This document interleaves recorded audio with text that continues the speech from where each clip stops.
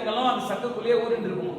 அந்த சங்குல கொஞ்சம் தீர்த்தம் சேர்த்து அந்த சுவாமிகிட்ட சேர்த்தாலே அந்த எல்லா நதி தீர்த்தங்களும் அந்த சுவாமிக்கு அபிஷேகம் செய்த பலனானது கிடைக்கின்றது. லட்சுமி கடாட்சமானது கிடைக்கின்றது.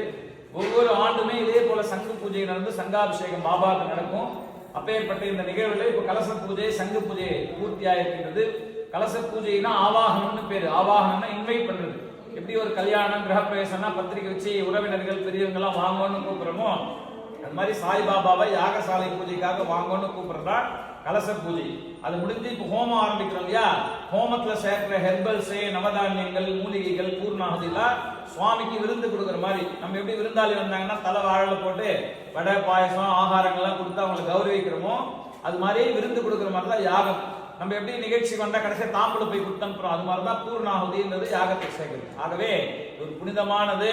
இன்னும் கொஞ்சம் நேரத்துல பூர்ணாதி ஆகும், ஹோமம் ஆரம்பிக்க போறோம். இன்னொரு 1/2 hourல பூர்ணாதி ஆகும். அதன் பிறகு பாபாவுக்கு அபிஷேகம் நடந்து சிறப்பு தீபாராதனை செய்து அன்னதான பிரசாதங்களா இருக்கு. அனைவரும் அமைதி காத்து ஓம் ஷீரடி சாய் பாபா போற்றி அப்படின்னு மனசுல சொல்லலாம், அல்லது ஓம் சாய்ராம் சாய்ராம்னு மனசுல சொல்லி பூஜையில கலந்து கொள்ளலாம். இப்பொழுது கலச தீபாராதனை தரிசித்து பலன் பெறுவோம். ஓம்